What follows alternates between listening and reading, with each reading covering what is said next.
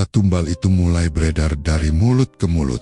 Orang-orang menghubungkan kematian Bu Sarti dengan kesuksesan mendadak warung ketoprak Pak Dharma.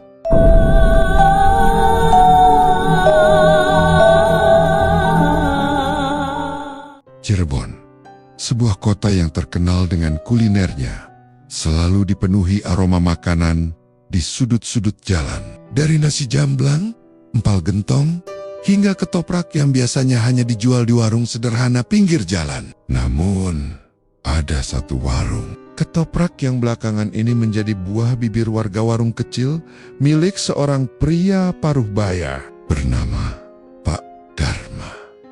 Pak Dharma bukanlah sosok baru di lingkungannya. Ia dikenal sebagai pria sederhana, pendiam, dan rajin bekerja. Setelah istrinya sakit-sakitan, ia memutuskan membuka warung ketoprak di depan rumahnya untuk menambah penghasilan. Awalnya, warung itu tidak terlalu menarik perhatian.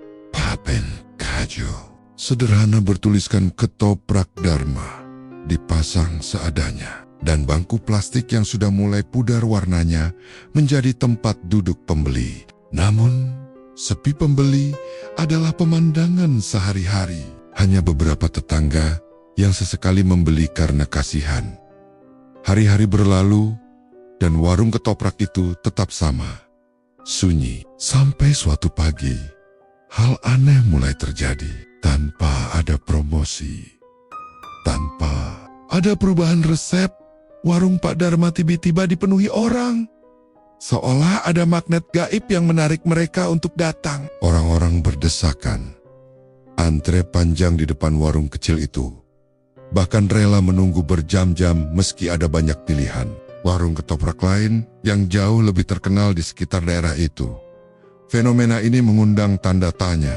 Banyak yang heran, bagaimana mungkin warung sederhana yang awalnya sepi pembeli mendadak jadi sangat ramai. Apalagi ketoprak buatan Pak Dharma. Sebenarnya biasa saja. Tidak ada yang istimewa dari potongan tahu gorengnya. Lontongnya pun sering terasa keras dan bumbu kacangnya kadang terlalu encer. Jika dibandingkan dengan warung ketoprak di Pasar Kanoman atau dekat stasiun, jelas kalah jauh. Namun, anehnya, lidah pembeli seperti tertipu. Mereka selalu memuji rasanya. Seolah-olah ketoprak itu adalah makanan terenak yang pernah mereka makan. Ketopraknya Pak Dharma enak sekali. Beda rasanya, ujar seorang pembeli dengan mata berbinar. Betul, bumbunya gurih banget, bikin nagih. Timpal yang lain. Namun tidak semua orang merasakan hal sama. Ada pula beberapa pembeli yang justru merasa aneh. Seorang pemuda bernama Raka yang kebetulan mampir merasakan sesuatu yang ganjil saat menyuap ketoprak itu. Bumbu kacang yang seharusnya wangi justru mengeluarkan aroma samar bau amis seperti darah yang baru mengalir. Raka tidak tega melanjutkan makan. Tapi anehnya tubuhnya seperti dipaksa. Tangannya gemetar. Sendok tetap terangkat ke mulut. Meski hatinya menolak. Ia merasa mulutnya dipenuhi rasa gurih yang bercampur dengan aroma anyir yang membuat perutnya mual. Saat ia mencoba menghentikan diri, keringat dingin membasahi pelipisnya. Seolah ada kekuatan yang memaksa untuk terus menyantap makanan itu. Tidak hanya Raka. Beberapa pembeli lain juga pernah merasakan hal serupa. Meski mereka tidak berani mengatakannya dengan lantang. Mereka hanya berbisik pelan setelah keluar dari warung. "Kamu tadi nyium bau apa enggak dari bumbu kacangnya?" tanya seorang ibu muda pada temannya. "Bau apa? Kayak darah, amis banget." Tapi kok lidahku tetap bilang enak, besik-besik. Itu mulai menyebar di kampung. Orang-orang jadi penasaran. Setiap malam, ada saja yang membicarakan warung ketoprak itu di pos ronda. Ada yang bilang, Pak Dharma pakai resep rahasia. Ada pula yang mulai menuduh ia menggunakan penglaris. Kalau dipikir-pikir, aneh banget. Dulu warungnya sepi. Sekarang tiap hari kayak pasar malam. Nggak masuk akal. kata salah satu warga dengan nada curiga. Benar, aku juga nggak habis pikir. Ketopraknya biasa aja, tapi kok orang rela antre, sahut yang lain. Kecurigaan makin kuat ketika beberapa orang melihat sesuatu yang janggal dari panci bumbu kacang di warung Pak Dharma. Biasanya, bumbu kacang akan meninggalkan minyak coklat keemasan di permukaannya. Namun, panci bumbu kacang Pak Dharma kadang terlihat mengeluarkan kilau kemerahan, seperti darah segar yang baru saja diteteskan ke dalamnya. Ada seorang tetangga yang pernah nekat mengintip dari celah pintu dapur Pak Dharma saat dini hari. Yang ia lihat membuat bulu kuduknya berdiri. Pak Dharma tampak duduk bersila di depan panci besar. Matanya terpejam, mulutnya komat kamit, melafalkan sesuatu yang terdengar seperti mantra. Di sekitar panci, ada bau anyir menusuk yang membuat tetangga itu hampir muntah. Ia buru-buru lari pulang, wajahnya pucat pasi. Dan sejak malam itu, ia tidak pernah berani makan ketoprak di sana lagi. Namun, anehnya, meski rumor itu makin menyebar, warung ketoprak Pak Dharma tetap tak pernah sepi. Orang-orang seperti lupa akan ketakutan mereka ketika sudah berada di dekat warung itu. Mereka masuk, duduk, makan, lalu pulang dengan wajah puas. Beberapa bahkan kembali lagi esok harinya, seakan ketagihan. Yang lebih menyeramkan, ada cerita dari seorang pedagang lain di sekitar sana. Ia mengatakan bahwa menjelang tengah malam sering terlihat sosok hitam besar duduk di bangku warung Pak Dharma. Tubuhnya tinggi, matanya merah menyala, dan di depannya selalu ada piring ketoprak yang tidak pernah habis dimakan. Pedagang itu menutup matanya, pura-pura tidak melihat. Karena setiap kali ia mencoba memperhatikan lebih lama, jantungnya berdegup kencang seperti akan copot. Aroma amis darah dari panci bumbu kacang semakin sering tercium. Tidak semua orang menyadarinya, tapi bagi mereka yang peka, bau itu begitu nyata dan menusuk hidung, seolah ada sesuatu yang tidak wajar dalam setiap sendok bumbu kacang yang disajikan Pak Dharma. Namun orang-orang tidak bisa berhenti datang. Seolah-olah warung ketoprak itu telah mengikat mereka dengan sesuatu yang jauh lebih kuat daripada sekadar rasa lapar. Warung yang awalnya sederhana dan sunyi itu kini menjadi tempat yang penuh rahasia kelam, dan warga sekitar mulai bertanya-tanya, apa yang sebenarnya terjadi di balik panci bumbu kacang Pak Dharma? Di ujung desa, tak jauh dari persawahan luas yang sepi di malam hari, berdiri sebuah pohon randu tua. Pohon itu sudah ada sejak zaman leluhur. Batangnya besar, akarnya menjalar kemana-mana, dan cabangnya menjulang seperti tangan raksasa yang merengget. Warga setempat percaya pohon itu angker. Banyak cerita mistis beredar. Ada yang melihat sosok perempuan berbaju putih bergelantungan di dahan. Ada yang mendengar tangisan bayi dari arah akar. Bahkan, ada yang mengaku melihat bayangan hitam melintas di antara ranting. Saat malam bulan purnama, tak seorang pun berani mendekat ke pohon itu setelah matahari terbenam. Namun, ada satu pengecualian Pak Dharma. Suatu malam, ketika desa sudah lengang dan suara jangkrik mendominasi udara, seorang tetangga bernama Pak Jaya kebetulan sedang pulang larut setelah menghadiri hajatan di kampung sebelah. Jalannya melewati area sawah dekat pohon randu tua itu. Tori Kayahan. Ia melihat sesosok pria berjalan pelan, membawa sesuatu di tangannya. Ternyata itu Pak Dharma. Awalnya, Pak Jaya tidak begitu peduli, tapi rasa penasarannya muncul ketika ia melihat Pak Dharma berhenti tepat di bawah pohon randu, lalu duduk bersila di tanah yang lembab. Tangannya mengangkat sebuah wadah seperti kendi kecil. Cahaya bulan yang samar membuat wajah Pak Dharma terlihat aneh, seperti kosong dan kaku. Matanya mendongak ke arah batang pohon yang gelap pekat. Saat itulah Pak Jaya mendengar sesuatu dari arah pohon randu. Terdengar suara bisik. Suara itu sangat pelan, hampir seperti desir angin. Tapi jelas, bukan suara alam. Bisikan itu terdengar berulang-ulang, seolah ada yang sedang membacakan mantra. Darah, tumbal, janji. Pak Jaya merinding. Suaranya tidak berasal dari mulut Pak Dharma, melainkan dari batang pohon itu sendiri. Bulunya berdiri, kakinya ingin segera lari, tapi ia terpaku. Ia melihat Pak Dharma mengangguk-angguk pelan, seakan mengiyakan setiap bisikan yang keluar dari pohon randu itu.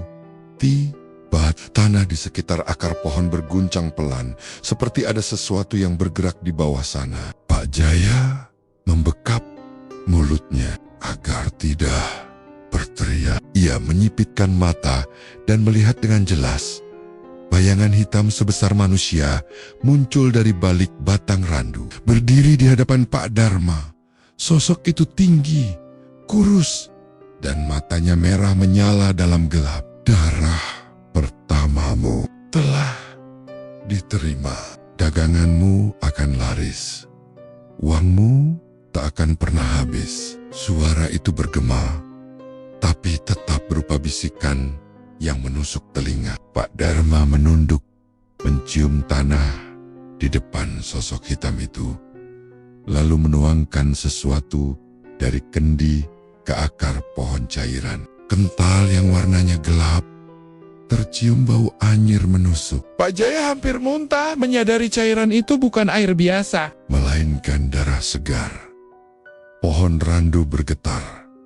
Dedaunannya bergemerisik meski angin tak bertiup. Sosok hitam itu mendekat, menempelkan wajahnya ke arah Pak Dharma, seolah berbisik langsung ke telinganya. Pak Jaya tak bisa mendengar jelas apa yang dibisikkan, namun tubuhnya merinding hebat, kakinya terasa lemas. Ia mundur pelan-pelan, lalu berlari pulang tanpa menoleh lagi. Sepanjang jalan, suara bisikan itu masih terngiang di telinganya. Jangan berhenti, jangan ingkar. Keesokan harinya, kabar mengejutkan menyebar. Warung ketoprak Pak Dharma semakin ramai, bahkan lebih ramai dari biasanya. Antrean pembeli mengular hingga menutupi jalan kecil di depan rumahnya. Yang lebih aneh lagi, uang hasil jualan seakan tidak pernah habis. Beberapa orang memperhatikan bahwa setiap kali Pak Dharma menghitung uang, jumlahnya selalu penuh, meski ia sudah membelanjakannya untuk bahan dagang berkali-kali. Aneh banget ya, katanya. Kemarin dia cuma belanja sedikit, tapi dagangannya enggak pernah habis. Uangnya juga selalu ada, bisik seorang ibu di pasar. Iya, kayak ada yang ngisi. Terus, kalau dipikir-pikir, enggak masuk akal. Sahut yang lain. Pak Jaya yang malam sebelumnya menyaksikan kejadian di pohon randu, semakin yakin bahwa semua itu bukan hal biasa. Namun, ia tidak berani bercerita terang-terangan. Ia hanya menyimpan rahasia itu dalam hati. Sementara pikirannya terus dihantui bayangan sosok hitam bermata merah dan bisikan gaib yang terdengar jelas. Setiap malam, ia tidak bisa tidur nyenyak. Begitu memejamkan mata, ia seolah mendengar lagi suara itu berbisik di telinganya dengan nada mengancam.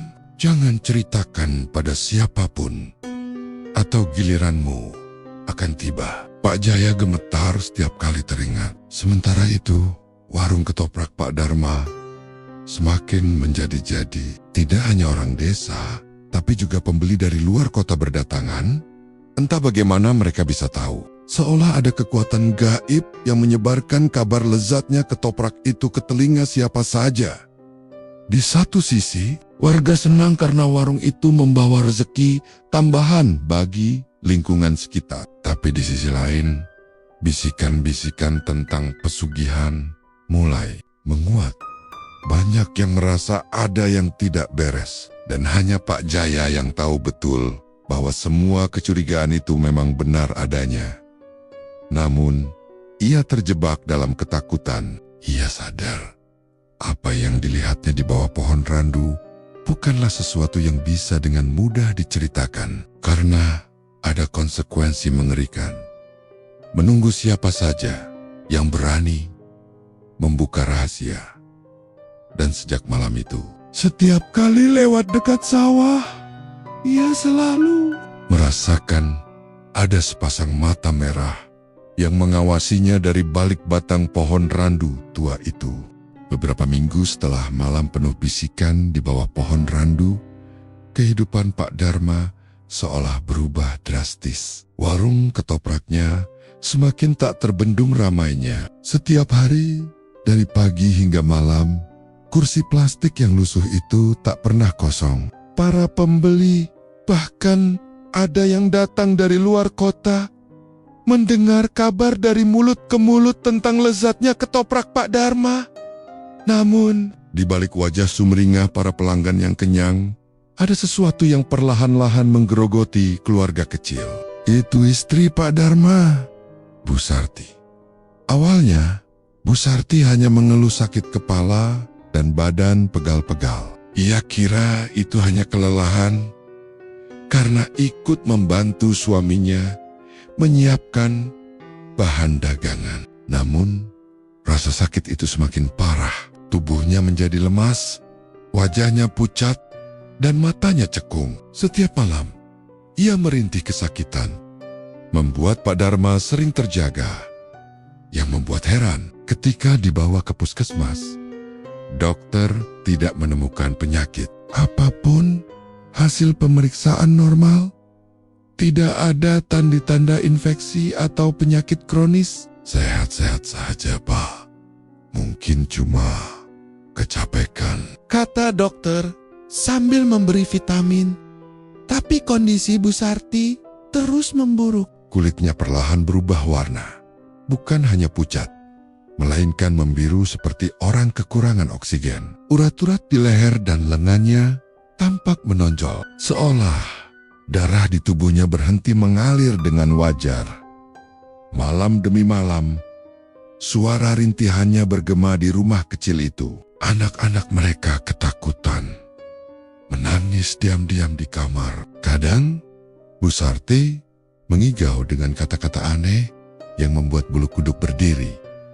Jangan bawa aku belum siap. Jangan seret aku ke sana. Pak Dharma hanya bisa duduk di sampingnya, menggenggam tangan istrinya yang semakin dingin. Namun, di balik sorot matanya yang penuh kepedihan, ada kegelisahan yang tak bisa ia sembunyikan. Sesekali ia teringat pada malam di bawah pohon randu, pada bisikan gaib yang menuntut darah dan tumbal sebagai harga dari kesuksesan. Hari-hari berlalu, hingga akhirnya tubuh Bu Sarti benar-benar tak kuasa lagi menahan sakit. Pada suatu malam Jumat Kliwon, ketika hujan rintik-rintik turun, ia menghembuskan napas terakhir. Anehnya, detik-detik kematiannya berlangsung begitu mencekam. Tubuh Bu Sarti mendadak kejang-kejang, matanya melotot, dan dari mulutnya keluar busa bercampur darah. Hitam. Kulitnya berubah semakin membiru, seperti mayat yang sudah berhari-hari membusak, padahal ia baru saja meninggal. Anak-anak berteriak histeris, sementara Pak Dharma hanya bisa menutup mata istrinya dengan tangan gemetar. Pergilah dengan tenang, Sarti, ucapnya lirih, tapi dalam hatinya ia tahu kematian ini bukanlah kematian biasa. Keesokan paginya, warga gempar. Banyak yang datang melayat, tapi tidak sedikit pula yang berbisik-bisik di antara mereka. Cepat banget sakitnya. Aneh, nggak ada penyakit apa-apa. Tiba-tiba meninggal, ucap seorang ibu dengan nada curiga. Iya, terus badannya kok kayak membiru gitu. Serem, kayak korban tenggelam, balas yang lain. Jangan-jangan ini tumbal. Kata tumbal itu mulai beredar dari mulut ke mulut.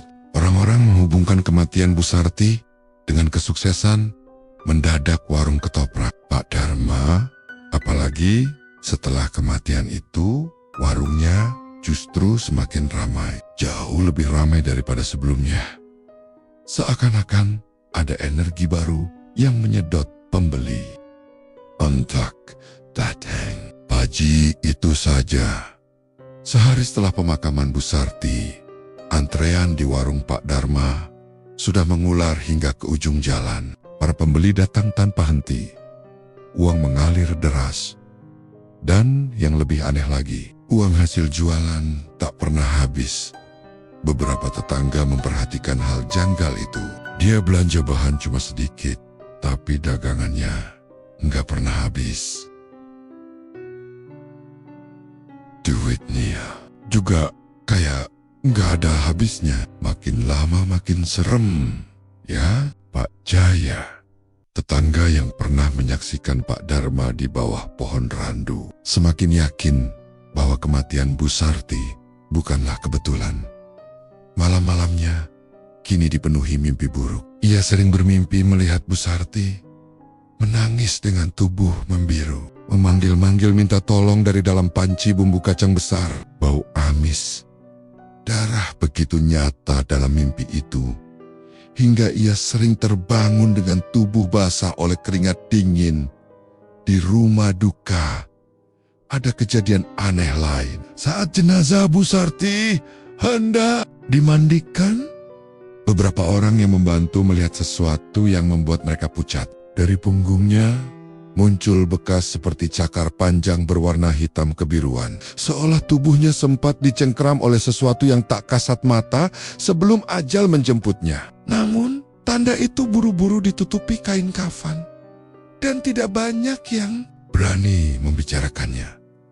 Setelah pemakaman, malam-malam di rumah Pak Dharma tidak pernah sama. Anak-anak sering terbangun karena mendengar suara tangisan lirih dari dapur. Saat diperiksa, tidak ada siapa-siapa.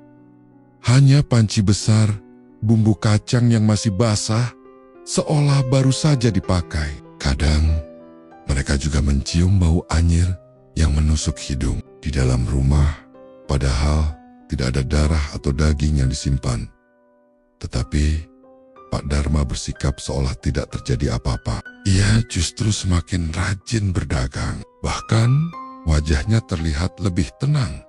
Meski istrinya baru saja meninggal. Seolah ada beban berat yang sudah diambil darinya.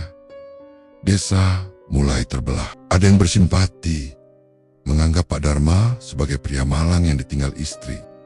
Namun, ada pula yang yakin bahwa ia telah menukar nyawa istrinya demi kelarisan dagang. Aku nggak heran kalau ternyata itu tumbal, kata seorang lelaki tua di pos ronda. Lah, masa tega sama istri sendiri, timpal yang lain. Kalau sudah main sama pesugihan, nggak ada yang aneh. Yang penting dagangan laris, duit ngalir.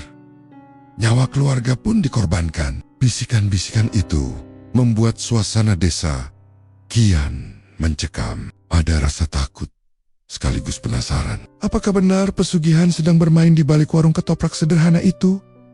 Dan setiap malam, Pak Jaya merasa ada yang terus memperhatikannya.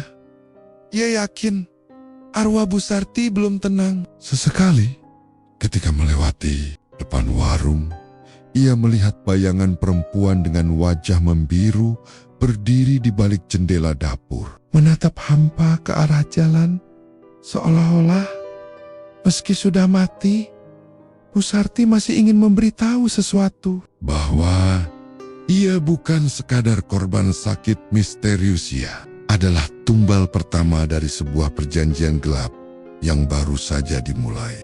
Hari itu, warung ketoprak Pak Dharma kembali dipenuhi pembeli. Suasana ramai, suara sendok yang beradu dengan piring plastik, obrolan pembeli yang bercampur dengan deru motor di jalanan. Semuanya membentuk keramaian yang tidak biasa bagi sebuah warung sederhana. Pak Dharma dengan wajah datarnya terus sibuk meracik ketoprak satu persatu. Tangannya cekatan menuang bumbu kacang dari panci besar yang selalu penuh. Di antara kerumunan itu, ada seorang pemuda bernama Bagus. Seorang mahasiswa dari kota yang kebetulan sedang berkunjung ke rumah neneknya di desa. Mendengar kabar tentang ketoprak Pak Dharma yang katanya terlezat se-Cirebon, ia penasaran dan memutuskan untuk mencoba. Bagus duduk di bangku plastik hijau yang sudah sedikit retak, lalu menyantap seporsi ketoprak hangat. Awalnya ia merasa biasa saja. Lontong, tahu, tauge, bihun, semuanya terlihat normal. Tapi begitu suapan pertama masuk ke mulutnya, ia merasakan sensasi aneh, bukan hanya rasa gurih dan manis kacang, melainkan ada sesuatu yang menyelip. Rasa amis besi yang pekat seperti darah segar. Bagus berhenti mengunyah, matanya membelalak, wajahnya pucat. Ia mencoba menyingkirkan piring itu, tapi tangannya justru gemetar hebat. Lalu tubuhnya mendadak kaku, sendok jatuh, dan dalam hitungan detik ia mulai berteriak histeris. Darah, darah manusia, kalian makan darah. Suara Bagus menggema di seluruh warung. Pembeli lain terkejut. Sebagian menjatuhkan sendok mereka. Seorang ibu menutup mulut anaknya, sementara yang lain berdiri panik. Hendak pergi tapi kakinya terasa berat. Bagus terus menjerit, suaranya berubah parau, matanya terbalik. Hanya menampilkan putihnya saja. Tubuhnya bergetar, lalu jatuh ke lantai. Dari mulutnya keluar busa bercampur darah tipis. Tiba-tiba ia bangkit. Namun bukan dengan gerakan normal, badannya meliuk seperti dipaksa sesuatu dari dalam. Ia menatap panci besar bumbu kacang, lalu menunjuknya dengan jari gemetar. Itu bukan bumbu kacang, itu darah. Darah manusia. Ada tangan di dalamnya. Suasana menjadi kacau. Beberapa pembeli berlari keluar warung sambil menjerit. Sementara yang lain hanya berdiri terpaku dengan wajah pucat pasi. Pak Dharma tetap berdiri di balik gerobak. Wajahnya datar, tanpa ekspresi. Tangannya bahkan masih memegang centong bumbu, seolah tidak terjadi apa-apa. Sorot matanya kosong, seperti sedang menunggu sesuatu. Sementara itu, tubuh Bagus kembali jatuh, lalu berguling di lantai. Suaranya berubah. Kali ini terdengar berat, dalam, dan sama sekali bukan suara manusia biasa. Darah, kami sudah diberi darah. Kami akan tetap di sini. Warga yang ikut melihat berteriak panik. Beberapa mencoba mengangkat tubuh Bagus, tapi ia memberontak dengan kekuatan yang tak sebanding dengan tubuhnya. 4 orang dewasa memegangi tangannya, tapi tetap saja ia bisa meronta dengan tenaga luar biasa. Matanya masih terbalik. Suaranya menggema hingga keluar warung. Akhirnya, salah satu warga memanggil seorang ustaz dari surau terdekat. Begitu ustaz datang, ia langsung membaca ayat-ayat ruqyah. Tubuh Bagus semakin menggeliat, lalu menjerit keras. Dia sudah menyerahkan satu jiwa. Akan ada lagi. Akan ada lagi. Kalimat itu keluar berulang-ulang dari mulut Bagus dengan suara berat yang menyeramkan. Setelah beberapa menit tubuhnya tiba-tiba terkulai lemas. Bagus pingsan. Napasnya terengah-engah. Ustaz dan warga menggotongnya keluar dari warung. Orang-orang ketakutan. Mereka mulai saling bertanya, apa benar ada yang tidak wajar dengan ketoprak itu? Namun, yang aneh, setelah peristiwa itu usai, beberapa pembeli yang sempat kabur justru kembali lagi ke warung, duduk, dan melanjutkan makan seolah-olah tidak terjadi apa-apa. Kenapa tadi aku lari ya? Padahal ketoprak ini enak banget, kata seorang pemuda. Matanya sayu seakan tidak sadar dengan apa yang baru saja terjadi. Aku juga enggak ngerti, kayak ada yang manggil buat balik lagi. Ujar yang lain. Warung kembali ramai hanya dalam waktu 1 jam setelah kejadian kesurupan itu. Orang-orang masih antre. Wajah mereka datar. Tangan mereka terus mengambil suapan demi suapan. Seolah-olah ada kekuatan yang memaksa mereka untuk tetap membeli dan makan. Pak Jaya yang ikut menyaksikan kejadian itu hanya bisa bergidik. Ia menatap panci bumbu kacang di balik gerobak yang entah mengapa terlihat sedikit berkilau kemerahan di bawah sinar lampu. Aroma Enihir samar-samar tercium, bercampur dengan bau kacang tanah yang gurih. Ia ingat jelas bisikan dari pohon randu yang pernah ia dengar. Darah, tumbal, janji. Kini ia semakin yakin bumbu kacang itu bukan lagi sekadar campuran kacang, gula, dan bawang putih. Ada sesuatu yang jauh lebih kelam tersembunyi di dalamnya. Malamnya, desa geger membicarakan kejadian itu. Bagus yang kerasukan masih belum sadar sepenuhnya. Tubuhnya demam tinggi, dan setiap kali membuka mata, ia hanya bergumam pelan, darah, darah. Sebagian warga mulai yakin bahwa Pak Dharma memang menggunakan pesugihan. Namun anehnya, tak seorang pun berani menegurnya langsung. Ada rasa takut sekaligus dorongan aneh yang membuat mereka seolah tidak bisa menjauhi warung itu. Keesokan harinya, warung Pak Dharma kembali dipenuhi pembeli. Seolah kejadian kesurupan yang mengerikan itu hanyalah angin lalu. Seolah ada sesuatu yang menghapus rasa takut orang-orang, menggantinya dengan nafsu makan yang tak wajar. Dan di dalam warung itu, panci bumbu kacang kembali mengepul dengan aroma amis yang semakin kuat. Isu kesurupan yang terjadi di warung ketoprak Pak Dharma belum juga reda ketika gosip baru mulai menyebar. Kali ini tentang uang kembalian dari warung tersebut. Seorang pembeli bernama Bu Wati, seorang ibu rumah tangga, pulang dari warung Pak Dharma dengan membawa sepiring ketoprak bungkus dan uang kembalian. Sesampainya di rumah, ia terkejut melihat uang kertas 5 ribuan yang baru diterimanya penuh bercak merah gelap seperti darah segar. Bau amis menusuk hidungnya, membuatnya mual. Berteriak panik, memanggil anaknya. Namun anehnya, ketika anaknya melihat uang itu, noda darah tersebut sudah menghilang. Si kanekan tak pernah ada.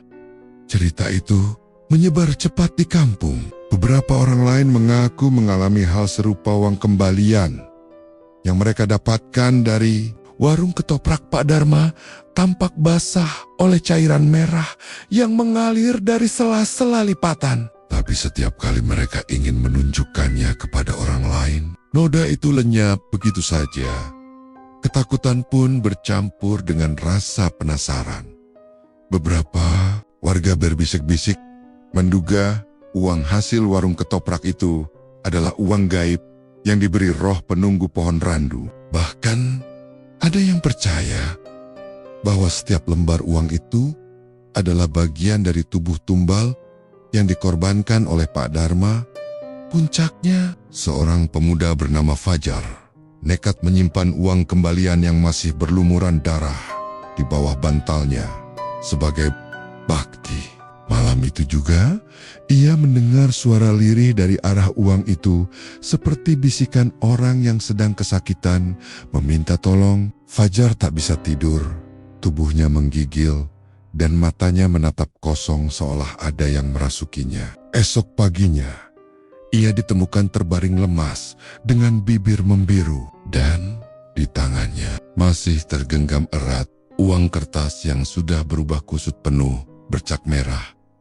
Warga semakin yakin warung ketoprak itu bukan sekadar tempat makan, melainkan jalan masuk bagi kekuatan gaib yang menuntut lebih banyak korban. Namun anehnya, meski rumor semakin mencekam, warung Pak Dharma tetap ramai setiap hari. Seakan ada kekuatan yang memaksa orang-orang datang dan mengulangi siklus kutukan itu.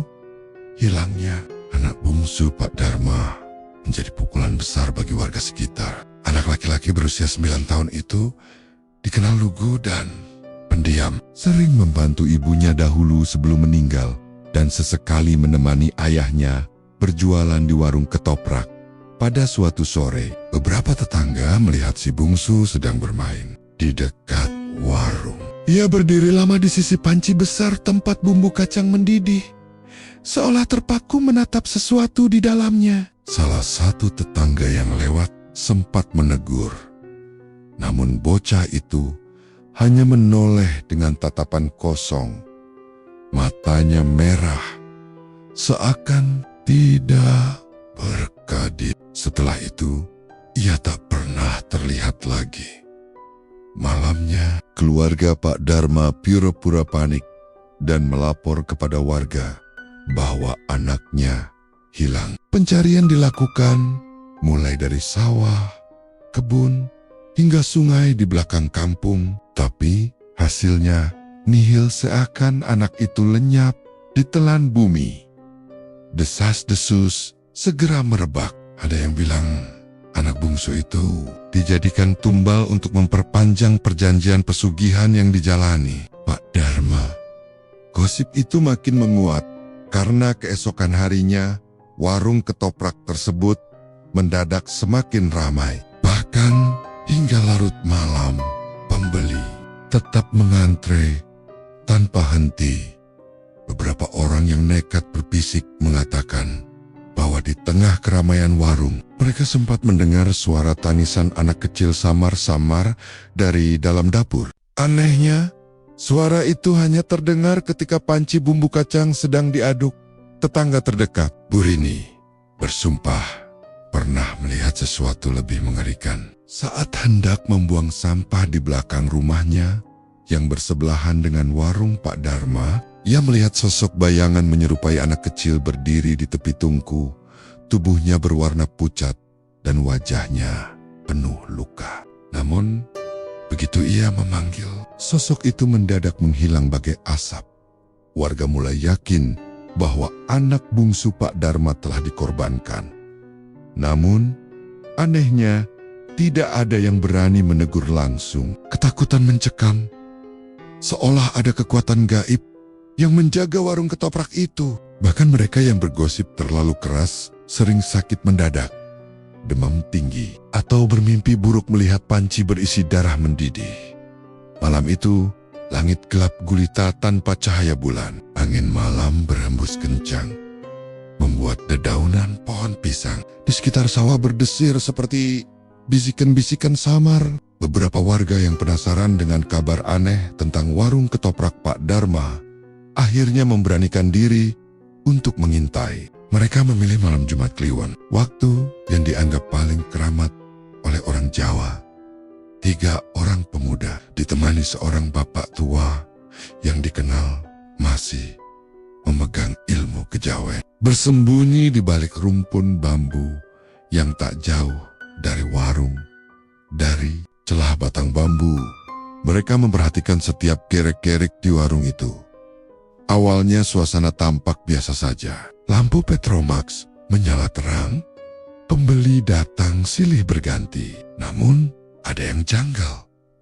Meski sudah larut malam, warung itu tetap ramai. Tidak seperti warung lain yang biasanya sepi. Tepat tengah malam, hawa dingin mendadak menyelimuti sekitar. Salah satu pemuda yang mengintai merasakan bulu kuduknya berdiri. Tubuhnya gemetar tanpa sebab. Dari arah warung, mereka melihat sesuatu yang membuat darah seakan berhenti mengalir. Di pojok warung, tepat di kursi kayu yang biasanya kosong, tampak sesosok hitam besar sedang duduk. Tubuhnya tinggi menjulang, kepalanya hampir menyentuh atap warung yang rendah. Matanya menyala merah, menatap lurus ke arah orang-orang yang sedang makan. Anehnya, tak seorang pun pembeli terlihat menyadari keberadaan makhluk itu. Pak Dharma tetap sibuk meracik ketoprak, wajahnya datar, tanpa ekspresi, seolah-olah sudah terbiasa dengan kehadiran sosok gaib tersebut. Bapak tua yang ikut mengintai berbisik pelan, Suaranya bergetar. Kakak kui dudo manungsa, kui sing bok dharma, gawe perjanjian dheweke sing enjaga warung iki. Pemuda-pemuda itu saling berpandangan. Wajah mereka pucat pasi. Salah satu dari mereka nyaris berteriak, namun segera dibungkam oleh yang lain. Tak lama kemudian, sosok hitam itu menoleh ke arah rumpun bambu tempat mereka bersembunyi. Mata merahnya menatap tajam, seperti mampu menembus kegelapan. Tiba-tiba angin bertiup lebih kencang. Dedaunan bambu bergesekan keras, seakan memperingatkan agar mereka segera pergi. Mereka pun ketakutan dan buru-buru pulang. Namun sejak malam itu, kejadian aneh mulai menghantui warga yang mengintai. Salah seorang pemuda bermimpi didatangi sosok hitam besar yang duduk di pojok kamarnya. Matanya merah menyala, persis seperti yang dilihatnya di warung. Setiap malam ayah terbangun dengan tubuh basah kuyup karena keringat dingin. Pemuda lain mendengar suara bisikan saat hendak tidur. Bisikan itu terus mengulang, balik maneh, mangan ketoprak. Balik maneh, mangan ketoprak. Suara itu begitu jelas, sampai-sampai ia merasa kepalanya mau pecah. Bahkan bapak tua yang ikut mengintai pun tak luput dari teror. Suatu malam, ia ditemukan pingsan di halaman rumahnya dengan tubuh penuh goresan, seolah dicakar sesuatu. Sadar. Ia hanya bisa berucap lirih, iblis iku wis nempel, ora gampang diilangi. Sejak kejadian di malam Jumat Kliwon itu, warga desa hidup dalam ketakutan. Mereka percaya siapapun yang mencoba mengusik rahasia warung ketoprak Pak Dharma akan mendapat kutukan dari sosok gaib yang menjaga pesugihan tersebut. Dan meski gosip menyeramkan itu menyebar, anehnya warung Pak Dharma tetap saja ramai. Pembeli terus berdatangan, seolah ada kekuatan tak kasat mata yang memaksa kaki mereka melangkah ke sana.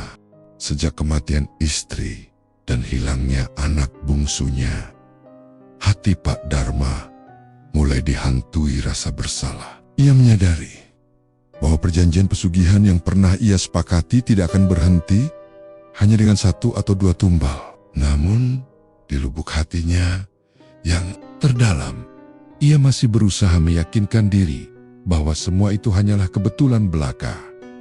Hingga suatu malam, tepat selepas ia menutup warung, sosok hitam tinggi dengan mata merah menyala kembali menampakkan diri di pojok dapur. Suara itu berat, bergema seperti berasal dari dalam sumur tua. Dharma, waktunya sudah tiba. Tumbal berikutnya bukan lagi keluargamu. Kini darah orang lain yang harus kau persembahkan. Kalau tidak, kau tahu akibatnya. Tubuh Pak Dharma gemetar. Ia mundur beberapa langkah. Wajahnya pucat pasi. Tidak, aku sudah kehilangan istri. Aku sudah kehilangan anakku. Cukup sudah. Aku tidak mau lagi menuruti perintahmu. Sosok itu hanya tertawa. Suaranya menggema panjang, membuat lampu warung berkedip-kedip, seolah hampir padam. Siok. Malam itu, gangguan demi gangguan mulai terjadi. Esok paginya, saat ia hendak membuka warung, Pak Dharma terkejut mendapati panci besar berisi bumbu kacang yang semula harum, kini dipenuhi ulat putih menggeliat. Ia hampir muntah melihatnya. Anehnya, ketika ia menyingkirkan panci itu dan menuangkan bumbu baru, seketika alat-alat itu lenyap seolah hanya ilusi. Belum selesai rasa takutnya reda, kursi-kursi plastik di warungnya tiba-tiba tampak berlumuran darah segar. Warnanya merah pekat, menetes hingga ke lantai. Panik. Pak Dharma segera mengambil kain pel dan membersihkannya. Namun saat warga yang hendak sarapan datang, kursi itu tampak normal kembali, bersih, seakan tidak pernah ternodai. Malamnya, teror semakin menjadi-jadi. Dari dapur warungnya, terdengar suara tangisan lirih. seperti anak kecil yang memanggil-manggil ayahnya. Suara itu begitu jelas, membuat bulu kuduk berdiri. Pak Dharma menutup telinganya dengan kedua tangan, namun suara itu semakin keras, bercampur dengan suara perempuan merintih, penuh kesakitan. Ia tahu itu adalah suara istri dan anak bungsunya. Jiwa mereka tidak pernah benar-benar tenang. Mereka menuntut keadilan atas perbuatannya. Pak Dharma makin tidak tenang. Tidurnya selalu diganggu mimpi buruk. Dalam mimpinya, ia melihat dirinya dikepung oleh banyak orang yang wajahnya dipenuhi darah. Sambil menunjuk ke arahnya dan berteriak, "Pembunuh! Pembunuh!" Warung ketoprak itu masih tetap ramai setiap hari. Seolah ada kekuatan gaib yang memaksa orang-orang untuk terus datang membeli. Namun bagi Pak Dharma, setiap lembar uang hasil dagangan kini terasa berat, dingin. Bahkan terkadang masih berlumuran darah saat ia genggam. Kegelisahan itu membuatnya semakin rapuh. Ia mulai jarang berbicara dengan orang lain. Matanya kosong, wajahnya pucat, dan tubuhnya semakin kurus. Warga yang datang ke warung bahkan sempat melihatnya termenung lama di depan panci kacang, seakan berbicara dengan sesuatu yang tidak terlihat. Satu hal yang jelas, ia sudah menolak syarat baru pesugihan itu. Namun, penolakannya bukan berarti bebas. Dari ikatan. Justru kini, ia harus siap menghadapi teror tanpa henti yang mungkin akan berakhir dengan nyawanya sendiri.